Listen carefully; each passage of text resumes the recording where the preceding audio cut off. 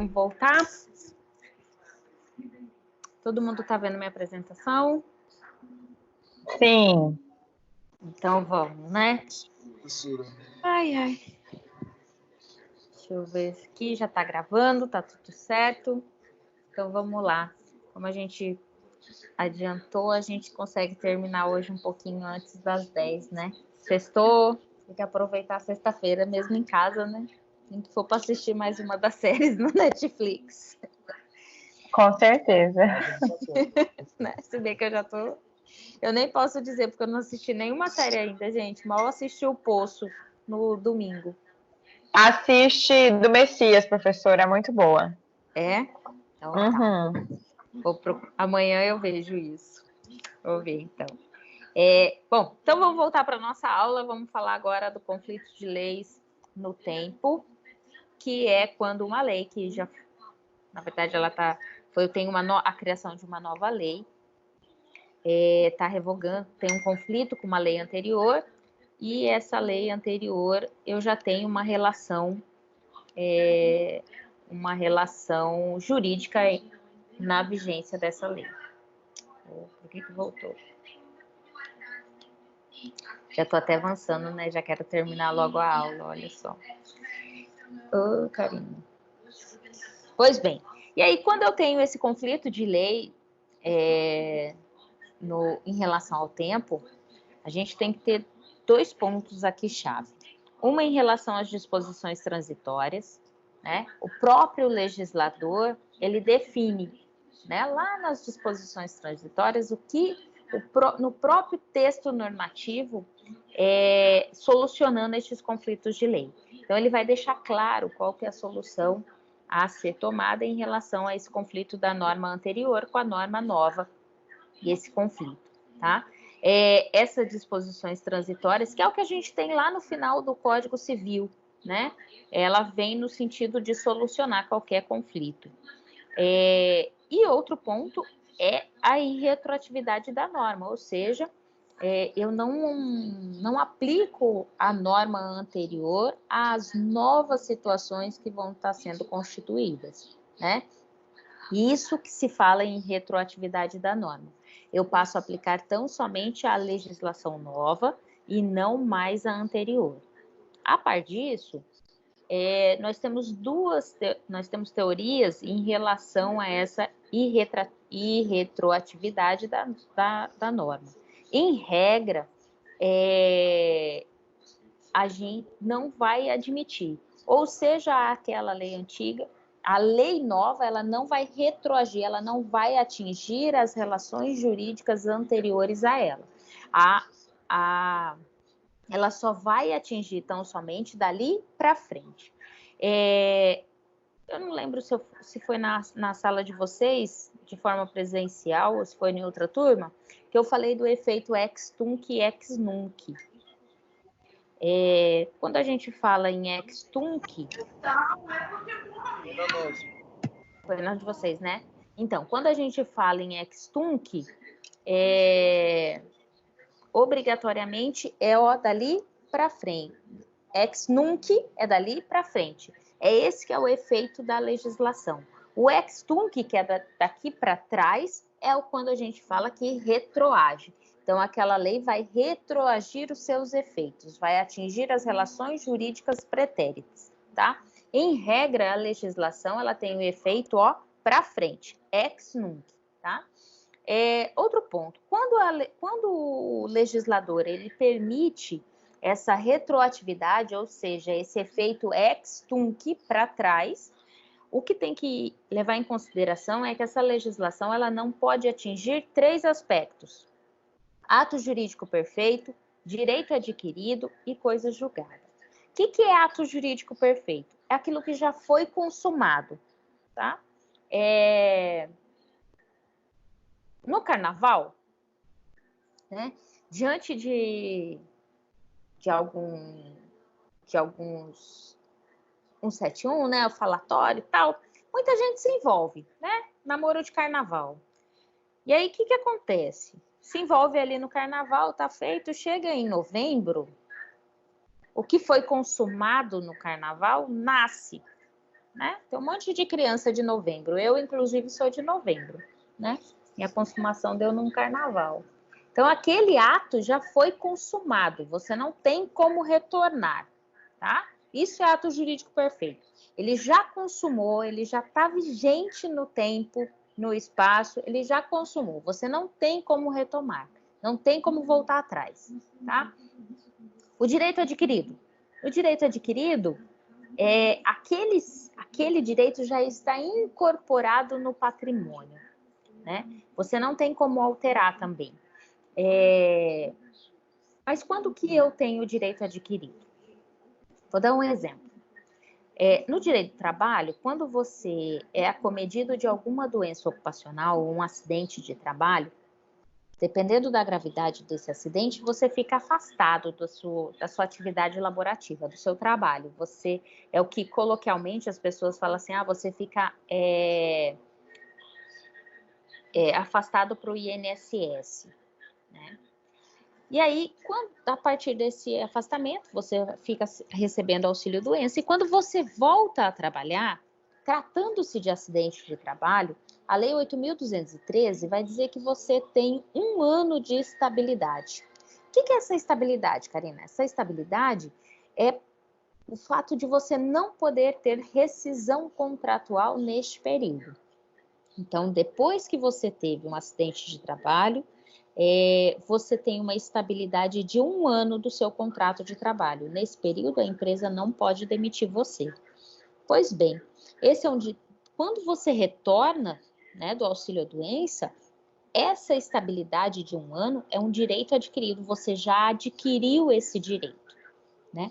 Agora, pode acontecer de você ser acometido de uma doença ocupacional e não está ainda declarado que essa doença é efetivamente por conta do seu trabalho. Você não conseguiu provar ainda que a sua doença é decorrente do seu trabalho. Dessa feita, você tem o direito, você até tem o direito em relação à doença, mas não tem ainda o direito adquirido. É algo que você vai discutir. Então, aqui eu tenho direito, mas eu não tenho direito adquirido, tá? E coisas... Professora, Diga, Marina. e nesse caso, exemplo, eu tenho uma funcionária que teve a licença maternidade. Sim. Quando ela retorna, o fato dela estar cumprindo de estar no período de estabilidade, isso dá ela o direito eu não posso dar para ela uma demissão por justa causa por outros motivos, porque normalmente funcionário, quando volta de licença maternidade, acha que é Deus, né? Não faz nada, chega atrasado, não cumpre os seus deveres. E aí eu não posso desligar esse funcionário porque ele está cumprindo. Então vamos lá, na licença maternidade, qual que é o período de estabilidade? Geralmente a gente considera pela CLT 1 mês antes do parto e 3 meses após o ganho, que seria o período de estabilidade. No serviço público, a gente vai ter quase 6 meses, o que se fala isso. Então, o que a mulher tem feito? Ela segura para ganhar o neném até o último dia do trabalho dela e aí ela ganha, acaba se tendo um período. Mas cumprido esses 4 meses, esses 120 dias, acaba-se a estabilidade dela. Então, quando ela volta, geralmente o empregador ele segura aí pelo menos mais 1 mês e tal para não ter. Mas quando ela volta à atividade, já se encerrou a estabilidade dela, a estabilidade gestante, entendeu? Ela não tem esse período, igual eu falei, de 1 ano. Então, quando ela retorna, ela já não está mais instável, ela já é o trabalhador urbano normal, né? No caso, trabalhadora doméstica. E aí, o que acontece? Se ela cometer de qualquer ato de justa causa, incorrer lá no artigo 486 da CLT, você pode demitir por justa causa, sim.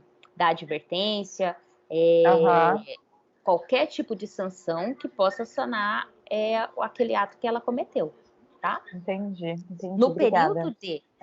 no período da concepção, né, que você identificou que ela está grávida, até esses 120 dias após o parto, é que você não pode demitir a funcionária, tá?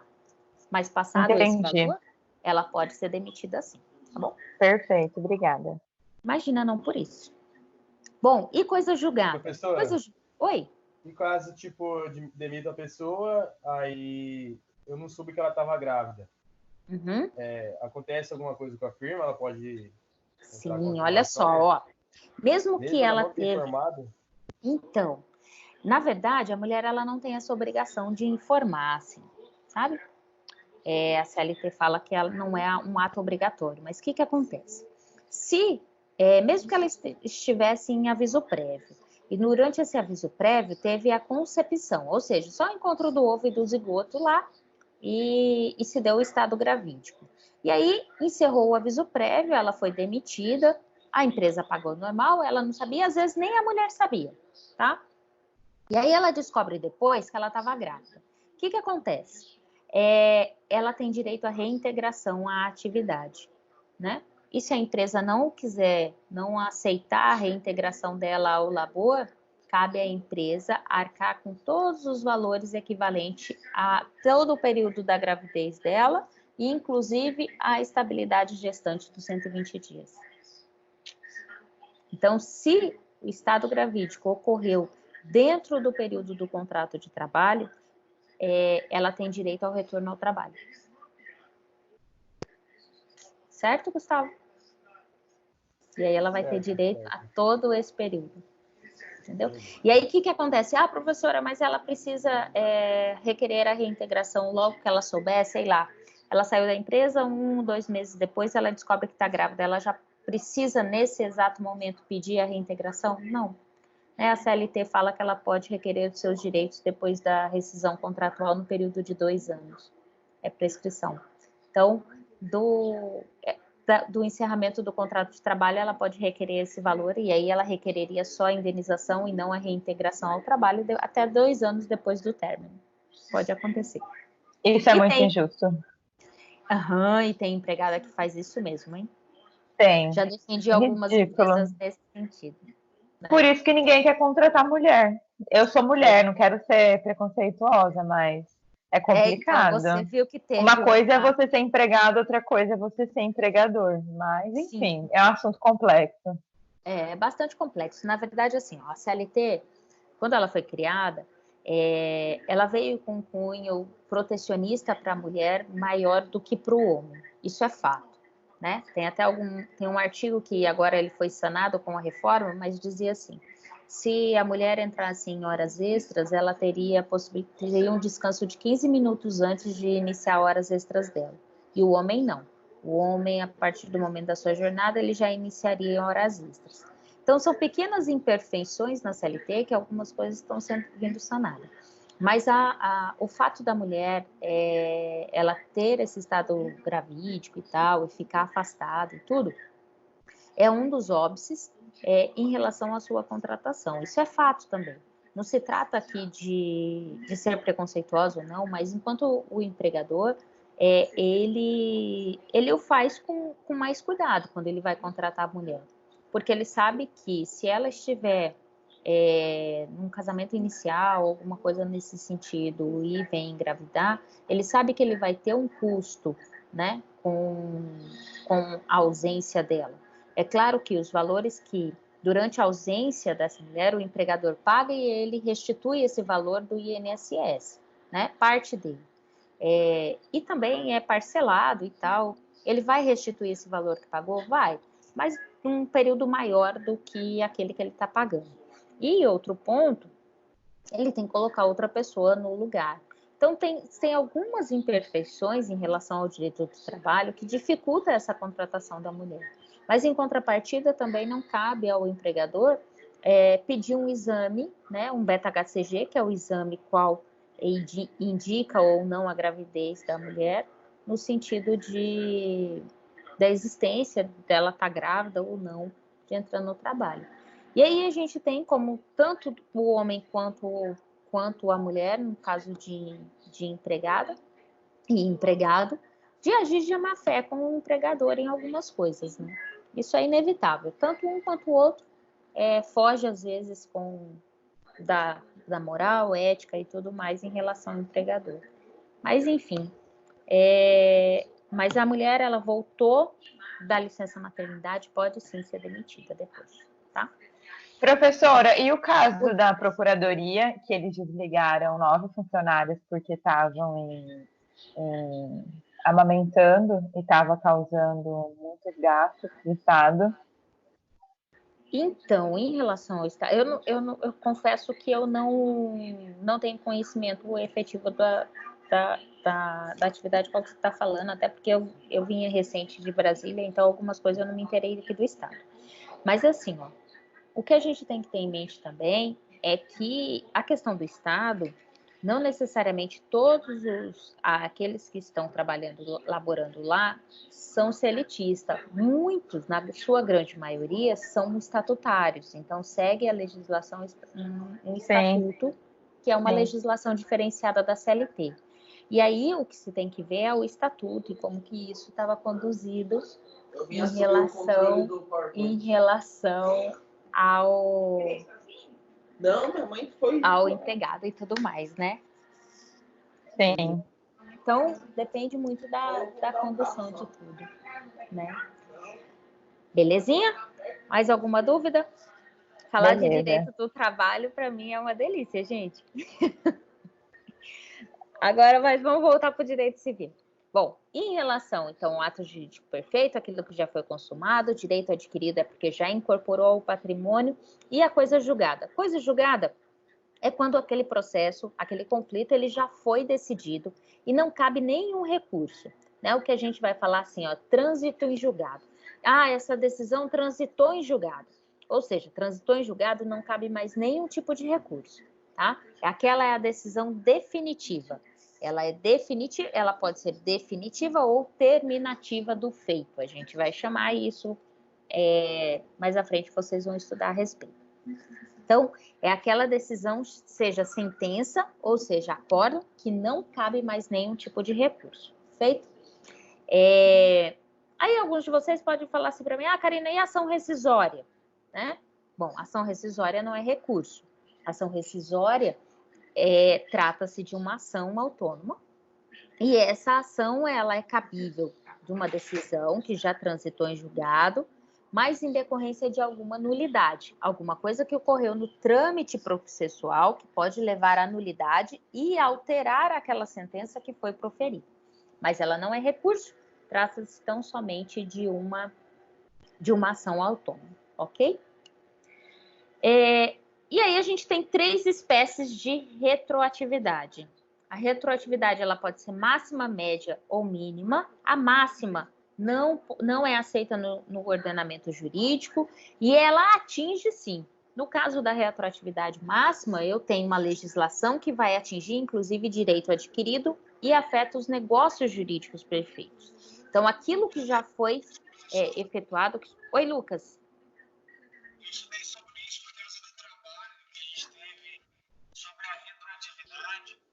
E aí eu tava vendo que tem a máxima, a média e a mínima, né? Essas diferenças aí que representa lá.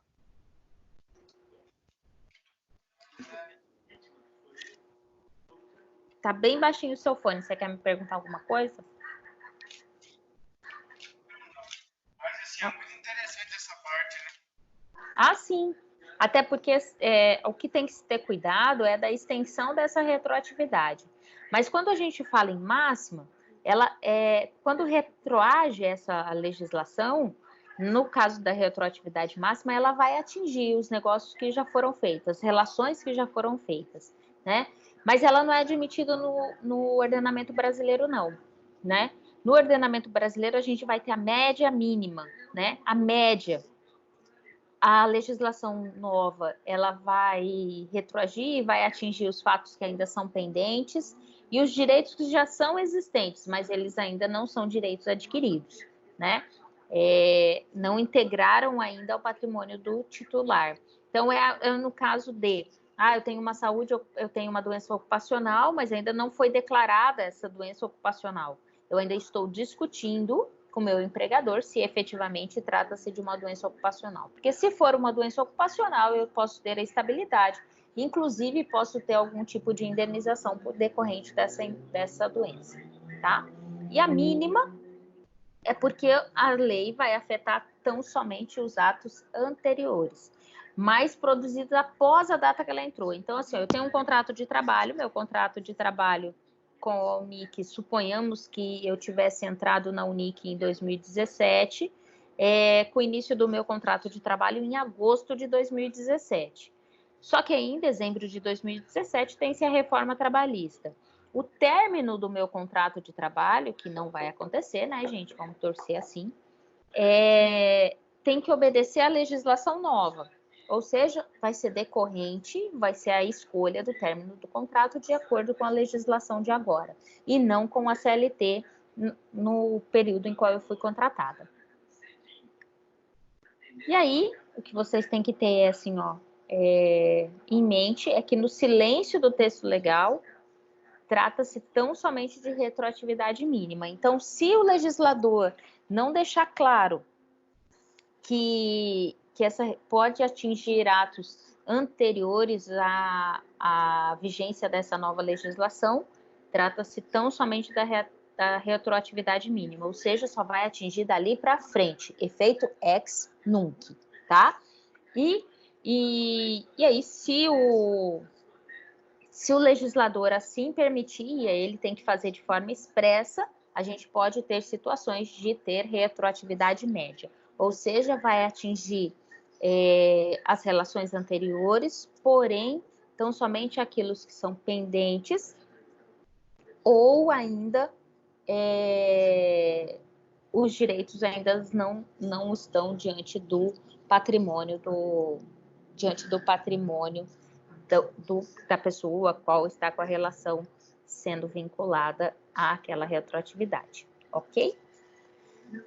Vamos em frente, deixa eu ver. Aí, tem 12 slides ainda. Em relação à interpretação das normas jurídicas, primeiro ponto que a gente tem que levar em consideração é que interpretar é descobrir o sentido e alcance da norma, e quando a gente fala de hermenêutica, a gente está falando da ciência de interpretação. Então, não há que se confundir hermenêutica com interpretar, tá? Na verdade, a hermenêutica é a ciência que estuda o ato de interpretar, né? São os métodos que viabiliza a interpretação correta de algo, né? Interpretar é buscar qual que é o sentido e o alcance daquela norma. O que o legislador quis dizer com aquela norma? Até onde eu posso aplicar aquela norma? Né? Qual que é a extensão dessa norma? E aí, em relação à fonte, à origem, no nascimento dessa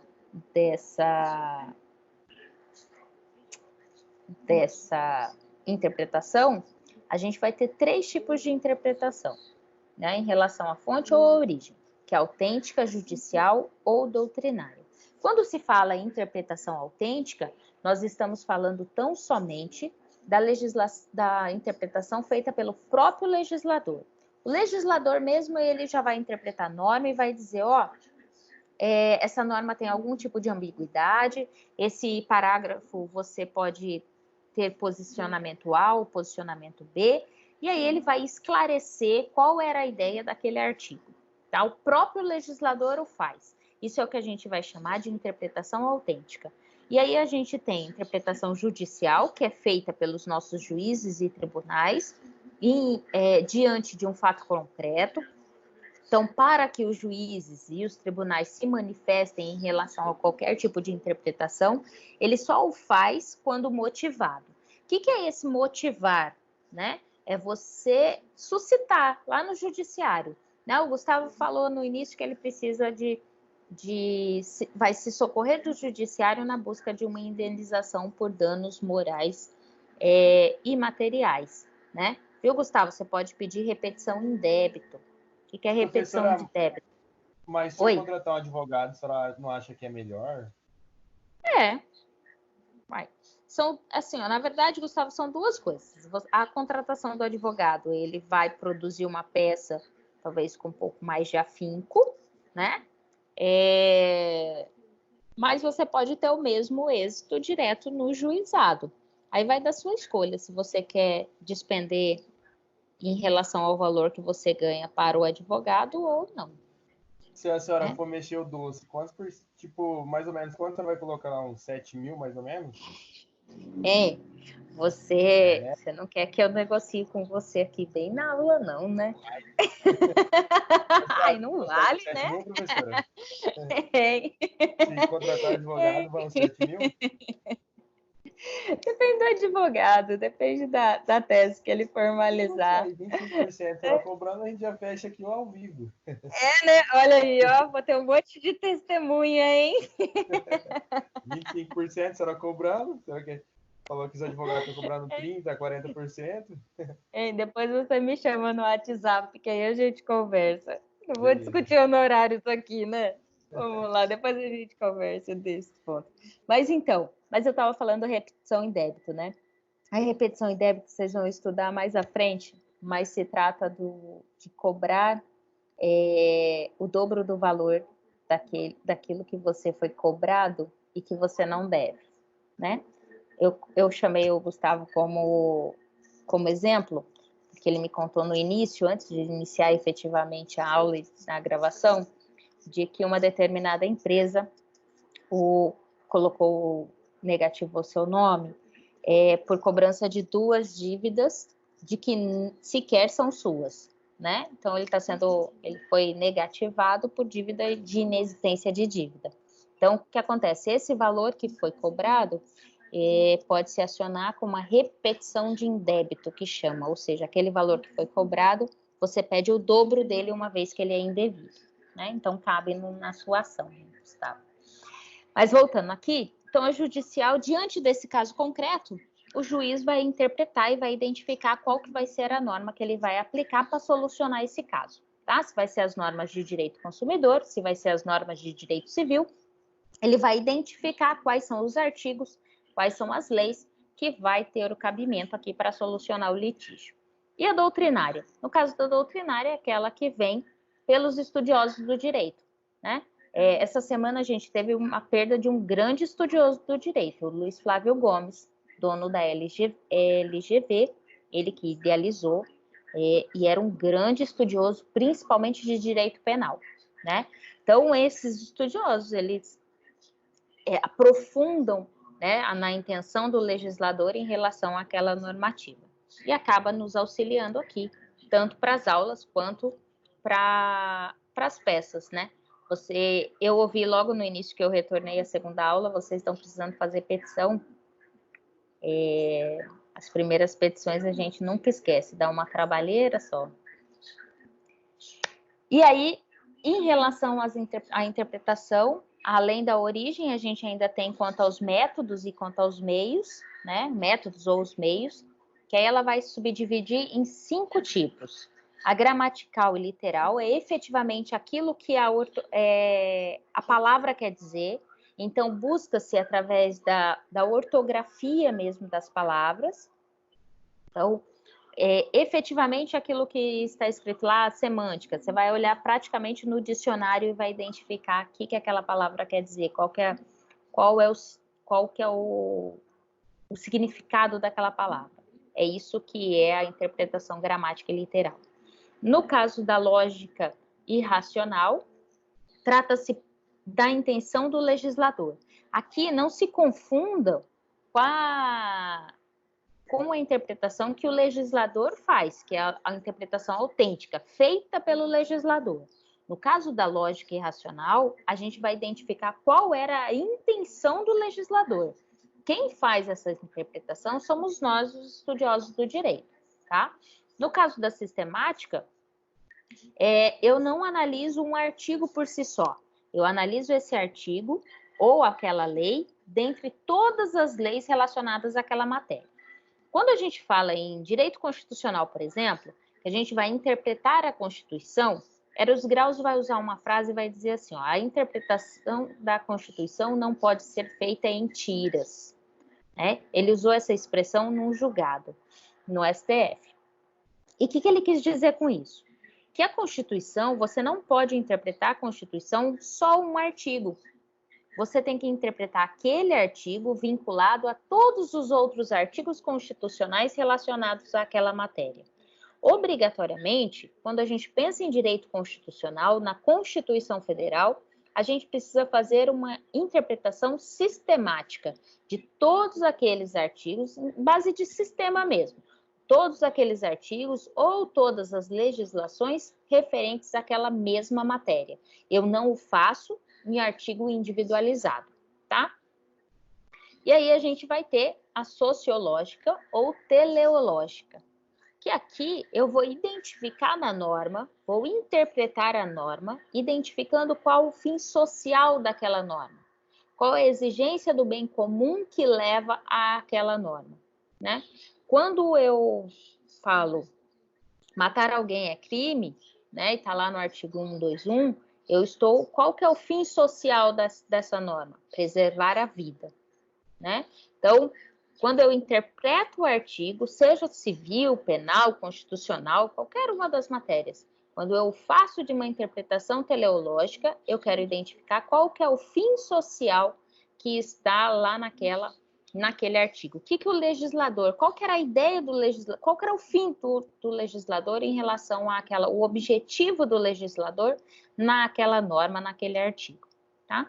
A histórica, o próprio nome diz já, é a interpretação que vai vincular o fato histórico àquela época.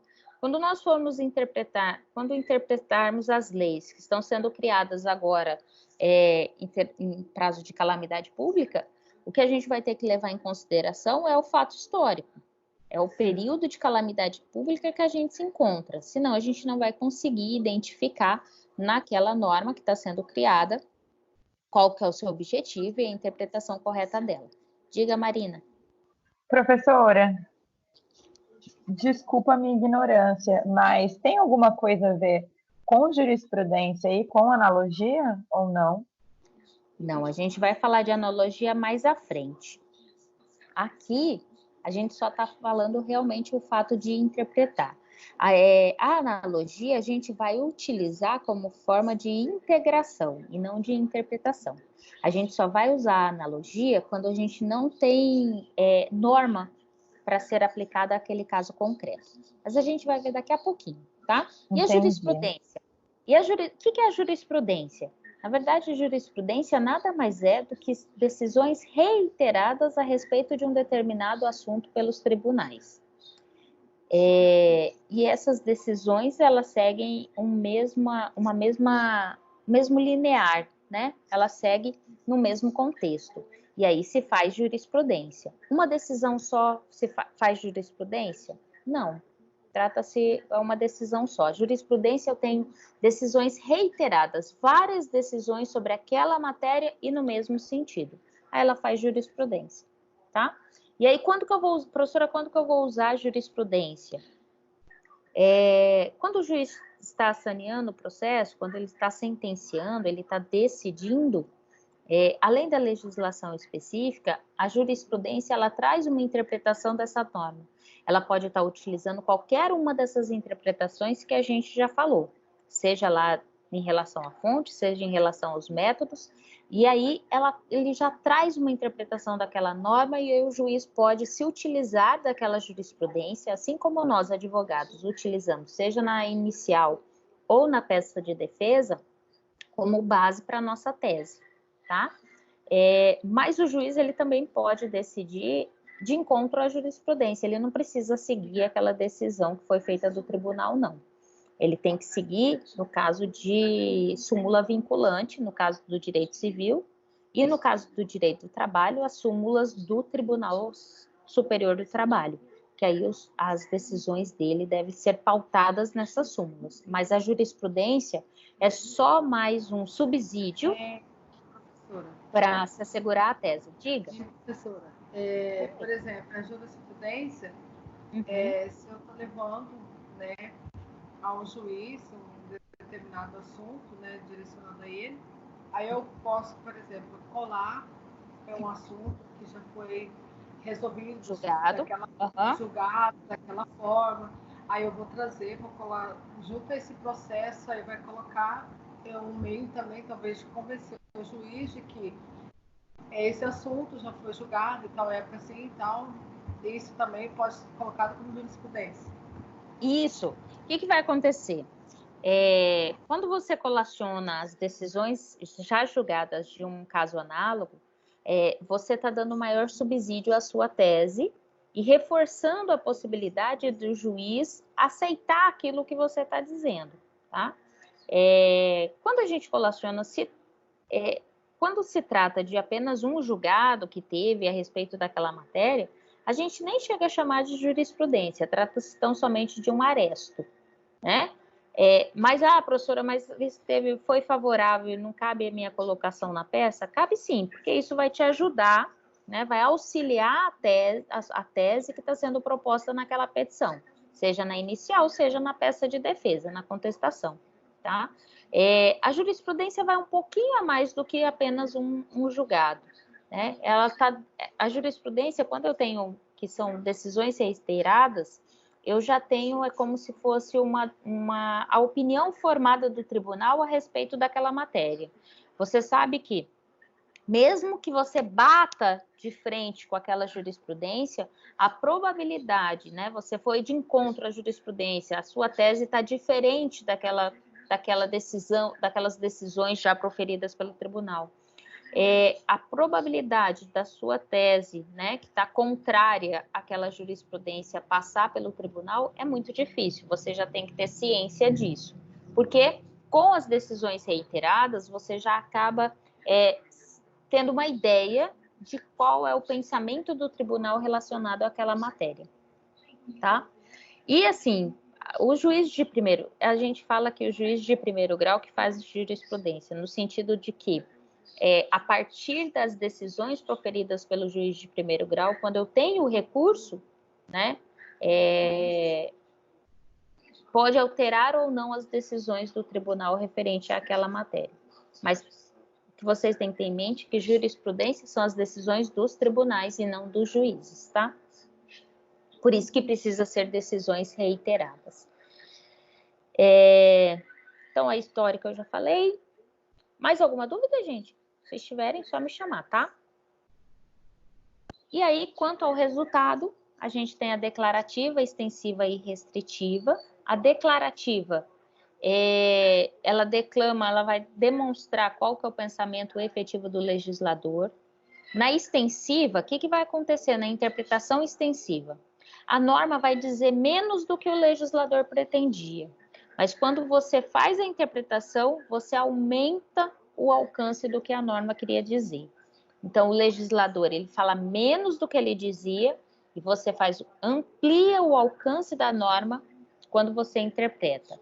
E na restritiva é diferente. O legislador fala mais do que ele pretendia e você faz uma interpretação inferior àquilo. Você vai reduzir o alcance, tá? E na prática, como que isso funciona? Na verdade, na prática, quando o juiz faz isso, é de forma tão corriqueira que a gente não é algo assim que seja bem concreto, que você visualiza, não é algo efetivamente que você visualiza acontecer, tá? É igual dirigir, né? Quando a gente começa a dirigir, você tem uma dificuldade enorme, né? Porque eu tenho que pisar na embreagem para trocar marcha e tal. Hoje, depois de um tempo que você está dirigindo, você entra no carro e isso faz de forma tão corriqueira que você nem se recorda do passo a passo. Você simplesmente faz, né? E aí, no caso da interpretação, acaba sendo quase que isso também. Aos poucos, você o faz sem até mesmo perceber se foi restritiva e extensiva e tal. Outro ponto que se tem, então, é em relação à aplicação dessas normas, né? E aí você tem a subsunção e a integração. O que vai acontecer? O que é a diferença, né, desses nomes esquisitos? Subsunção. Subsunção é que aquela norma idealizada num caso abstrato pelo legislador, ela vai se encaixar perfeitamente num caso concreto, tá? Então, a gente falou de direito do trabalho, da justa causa. A justa causa é o número clausus, no artigo 486 da CLT, E aí, se você se encaixou em qualquer uma daquelas situações, pode ser demitido o término do contrato de trabalho por justa causa. Pois bem, aquela ideia que teve o legislador lá em 45, quando ele formalizou a CLT, ela se encaixa perfeitamente na atividade que você cometeu. Isso é subsunção.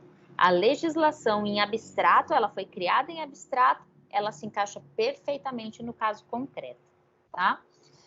E a integração? A integração eu não tenho essa aplicação, né? Eu tenho o caso concreto, mas eu não tenho uma legislação, uma norma que possa ser aplicada. Aí eu tenho que usar da integração, desculpa. E aí, para integrar, o juiz vai usar de outros meios, de outros subterfúgios, para que ele solucione qualquer conflito, né? Outra coisa que vocês têm que ter em mente é que o juiz jamais pode deixar de decidir por ausência de uma norma, tá? O juiz não vai deixar de decidir por ausência de uma norma. A Lei de Introdução ao Direito Brasileiro vai dizer que, na lacuna da lei, ou seja, na ausência dessa norma, cabe ao juiz julgar com base na analogia, nos costumes e nos princípios gerais do direito, tá? Então, para que eu tenha a aplicação da norma, eu tenho que ter o fato concreto, a norma já incidente, a norma pré-estabelecida para a aplicação a esse caso concreto e uma interpretação. Aí eu vou interpretar a norma em relação àquele fato que eu tenho que arguir a solução. Na integração, que é o que eu disse, eu não tenho uma lei em relação a uma lei que foi criada antes que possa solucionar aquele conflito que eu tenho ao caso concreto. Então, eu tenho uma lacuna jurídica, falta a lei para aquele caso concreto que eu preciso de solução enquanto juiz. E aí, o que vai acontecer? O juiz vai ter que utilizar de outras formas, né, de outros meios para solucionar. E ele vai fazer como? Um dos meios é a analogia. Analogia é o quê? Nada mais é do que similitude, algo parecido. Ele não é igual, mas é parecido, né? E é o primeiro critério que cabe ao juiz utilizar na solução dessa lacuna, né? No critério como solução dessa lacuna da lei que se apresenta. E ele vai fazer, eu não tenho previsão legal, eu não tenho lei, né, que possa solucionar aquele caso concreto. E aí eu tenho algo que tem uma semelhança, né? Eu tenho um outro caso que já foi julgado e que traz semelhança a esse caso que está em minhas mãos para a solução, né?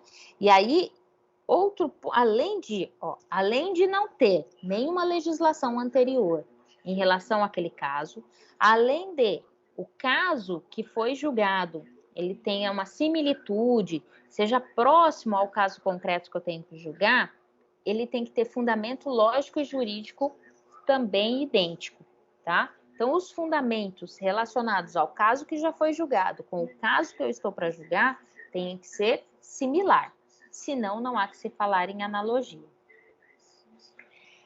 Além da analogia, vai ter os costumes. A gente falou lá na nossa primeira aula que costume nada mais é do que prática reiterada de um ato pela sociedade. Essa prática, ela deve acontecer de forma reiterada e que é tão corriqueiro na sociedade que as pessoas acreditam que é necessário fazer daquela forma. Outra coisa que as pessoas efetivamente acreditam é que aquilo é obrigatório, né? Mal sabem elas que trata-se de um costume. A coisa é tão uniforme, tão constante, né? Que se torna que as pessoas têm a crença, né, de que seja obrigatório. Assim como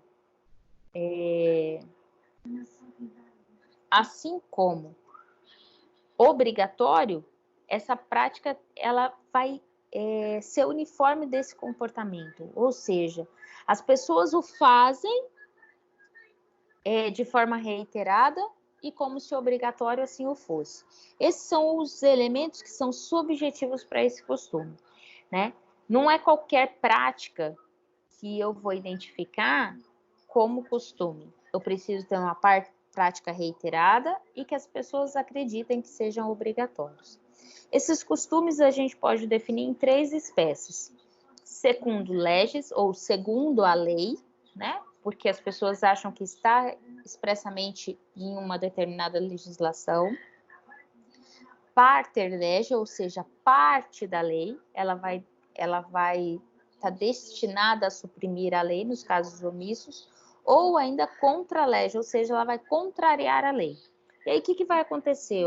Quando se trata de contra lege, né, se ela está contra a lei, a gente estudou lá na nossa primeira aula que ela não pode ser atribuída, né? Se esse costume é contrário à lei, ele não pode revogar a lei, ele não pode influenciar na lei, tá? Além da analogia, além dos costumes, a gente vai ter, por último, de possibilidade, os princípios gerais do direito. A gente estudou que princípios nada mais são do que a ideologia do legislador naquela norma, né? A gente pode dizer aqui que nada mais são do que regras que vai se encontrar na consciência dos povos e elas vão ser universalmente aceitas. Então, quando você declina lá no 121 em relação ao homicídio, você está trazendo uma proteção à vida.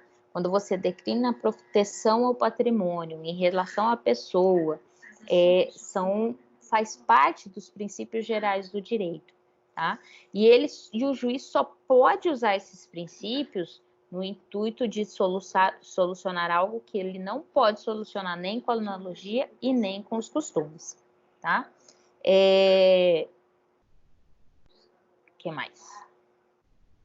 A equidade, quando se fala em equidade, a gente está falando de igualdade, né? De equilíbrio, né? E ela só vai ser arguída como solução de conflito, só vai ser arguída quando a própria lei ela cria espaços ou lacunas para o juiz, e o juiz pode se socorrer da equidade quando o legislador deixa de forma expressa a possibilidade de utilizar a equidade, tá? Então, se qualquer outra lacuna cabe ao juiz atribuir analogia, costumes e os princípios gerais do direito, para utilizar a equidade, o legislador tem que estar expresso, tá? Em qualquer outra lacuna, o legislador não precisa estar expresso, porque a lei de introdução vai dizer isso, se eu não me engano, no artigo 4º da lei. No caso da equidade, não. No caso da equidade, o legislador tem que deixar expresso que aquela lacuna pode ser sanada através da equidade, tá? E qual que é o objetivo da equidade? Nada mais é do que de afastar essas consequências injustas do caso concreto. Então, às vezes, a aplicação da norma, assim como ela está, traz, às vezes, uma condução, uma sanção maior àquele que cometeu o ato. Quer ver um exemplo? Parricídio. Quando o pai, sem querer, né, seja por um atropelamento, quer ver o caso que acaba sendo meio que corriqueiro, às vezes os pais esquecem os filhos dentro do carro fechado. Aqui em Cuiabá não tem muito tempo que aconteceu isso, Brasília também, né? Os pais na pressa do dia a dia, no estresse do dia a dia, deixam a criança na cadeirinha atrás, desce o carro e fecha a criança dentro do carro, né? E aí o que acontece? Quando essa criança vem a óbito, né? A gente está dizendo que teve um homicídio, né? Alguns vão falar que é doloso, outros vão falar que é culposo e tudo. Mas o que acontece? O pai, quando ele perde o filho numa situação dessa, o dano que ele vai ter diante dessa perda é muito maior, né? A sanção interna que ele vai ter é muito maior do que a aplicação de uma pena para ele ir para um regime fechado diante de um homicídio, eu entendo aqui que seja culposo, né? Então, o juiz pode utilizar-se da equidade e aplicar a pena de forma diversa àquela que está atribuída lá no Código Penal, tá? Então, é nesses casos que a gente pode atribuir equidade. Quer ver outro ponto? Um rapaz entra num supermercado, ele está faminto, a sua família está em dificuldade, e aí ele furta, sei lá, 4 pãezinhos e um pacote de arroz. Justifica, né? Não. Mas vocês vão estudar em direito penal o princípio da insignificância, né? Nesse furto, o juiz vai aplicar efetivamente um 155 e a pena que está lá distrita? Não, ele pode utilizar do princípio da insignificância, ter uma redução de pena e buscar, né, sair desse apego frio do mandamento da lei. Né? Então, ele tem que estar expresso lá, seja no código, no nosso caso aqui, tem que estar expresso no CPC, que é o procedimento utilizado para se fazer valer o direito civil. E aí, disso aqui, o que a gente tem que ter em mente é que na integração eu não tenho legislação, então eu vou utilizar da analogia, os costumes e princípios gerais de direito, porque eu efetivamente não tenho uma legislação. E no caso da interpretação, eu preciso socorrer da interpretação, porque eu tenho 2 legislações e ela está dúbia, né? Ou aquele mesmo artigo naquela legislação, ela está de forma dúbia, e eu preciso identificar ali com a interpretação o melhor caminho para a utilização daquela lei e solucionar o caso concreto. E aí, em relação ao nosso conteúdo de hoje, eu finalizo por aqui e estou aberta a qualquer tipo de questionamento dos senhores, seja em relação à matéria ou qualquer outro que porventura eu possa dirimir. Fala, Lucas. Espera aí que eu tô... O seu tá super baixinho, eu não tô conseguindo te entender. Vamos ver, vou aumentar aqui. Repete para mim, por favor.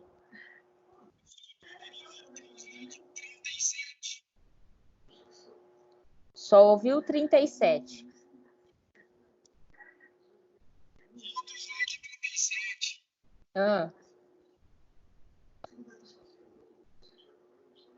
Gente, alguém entendeu o que ele está perguntando? Lucas, manda seu áudio aqui no WhatsApp, por favor, que aí eu ouço e reproduzo aqui.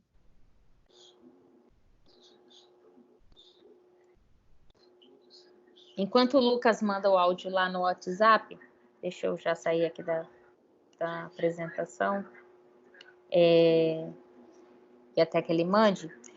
Gente, tanto o slide de hoje, que não é o mesmo da segunda-feira, como a aula depois gravada, amanhã eu disponibilizo até na hora do almoço. Tá demorando um pouquinho para fazer o upload para o YouTube, mas aí vai estar lá no Encontro 7, tá? Como aula de sexta-feira. E aí, se vocês quiserem assistir depois também, fiquem à vontade. Conseguiu, Mari? Ele quer o slide 37, mas eu tirei foto, eu tô mandando aqui para ele. Eu já tava ouvindo 37, 36. Mas se vocês quiserem, eu posso mandar depois para Mari Quer ver? Deixa eu ver. Eu não vou conseguir agora Mas eu mando depois para você, Mari, os slides também. Não tem problema, não. Mas eu ótimo, professora. Né? Aí eu mando. Perfeito. Deixa eu ver se eu já consigo acessar aqui o link, que eu mando para vocês qual que é o link que vai estar o material. Porque lá vocês vão ter no AVA só o link de disposição. Oi? Qual que é o seu WhatsApp?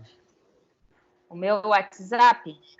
O meu WhatsApp é 659-9262-2070. Beleza. Vou te mandar mensagem e a senhora vê lá para mim já. Tá bom, pode deixar. Vejo sim. Deixa eu ver aqui qual que é o link aqui, que eu já mando o link e vocês vão ter acesso já ao material que eu já publiquei do Outlook. Professora, o Lucas está pedindo para perguntar se essa aula vai estar disponível, mas vai, né? Vai estar disponível a partir de amanhã. Tá? Quero só ver quem que vai estudar de verdade no final de semana. Também.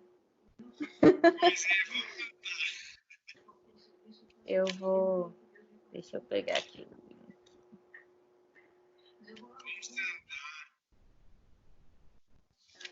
Professora, eu vou te mandar lá naquele grupo dos líderes o nosso e-mail da sala que a gente tem pronto. Ah, então tá.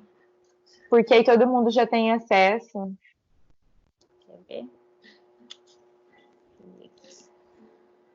Bom, já copiei o link aqui, eu vou mandar para você agora. Já. Se bem que eu acho que vou mandar aqui no seu. Estou abrindo aqui o WhatsApp no computador, que é mais fácil para eu mandar. Mas então, ótimo, pode mandar por aqui então, que eu reencaminho para todo mundo. Melhor ainda. Mas de qualquer forma, tá lá no AVA também. Mais alguma dúvida de alguém? Nada? Todo mundo silente, quem cala consente. Professora, aquele trabalho que a senhora tinha passado, deu tudo certo? Deu, na verdade, eu também tô me descobrindo no AVA, né? E aí, semana que vem, eu também devo colocar um outro trabalho para vocês fazerem, para valer alguns pontos em relação àquilo. Mas aquele que eu coloquei, das perguntas de moral e direito, eu recebi inúmeros e-mails com as respostas. Ai, que bom, que bom. Mesmo, tá? Mas era parte daquilo mesmo. Deixa eu te mandar aqui. Oi! Quando eu for lá para procurar essa aula que a senhora deu hoje, como que eu faço para encontrar ela lá no AVA? Tá, você vai entrar no AVA, na minha matéria, e aí você vai procurar o encontro 7, tá? E aí essa aula aqui, agora eu vou editar o vídeo e devo disponibilizá-la amanhã. Mas se você entrar lá no Encontro 7, tem aula já disponível que eu ministrei na segunda-feira e a que eu ministrei na quarta-feira. Na quarta-feira foi o mesmo assunto da aula de hoje.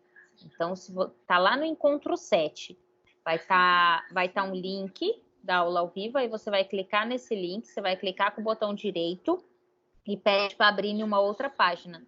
E aí você vai acessar o meu vídeo lá no YouTube. Tá? Obrigada, professora. Imagina, não por isso, tá? E assim, se vocês tiverem qualquer dificuldade, qualquer dúvida, pode me contactar, seja pelo WhatsApp, pelo Instagram, lá no Martins Carina, pode me contactar no Facebook, lá pelo AVA, pode me mandar e-mail, que tudo eu recebo aqui, tá? Nesse período de quarentena, deixo minha rede social aberta para a gente poder solucionar todo e qualquer problema em relação a isso. Certo? Galerinha, beijo da tia Cacá. Até agora a gente vai ter aula. Na sexta-feira que vem a gente não tem aula, então a gente só vai ter aula na outra semana. Então a gente vai ficar 15 dias sem se ver. Se vocês quiserem, eu nem vou falar segunda-feira para vocês assistirem, porque segunda-feira vai tratar desse assunto. E aí vocês vão assistir de novo. A não ser que vocês queiram assistir de novo. Mas eu vou dar a respeito dessa aula aqui, que é para a turma de segunda, que parou no que a gente começou hoje. Feito? Tchau, gente. Bom. Então tá. Qualquer coisa... Feito. Boa noite. Boa noite, gente. Bom final de semana. E até igualmente. A próxima aula. Beijo, tchau. Tchau, gente. Bom final de semana.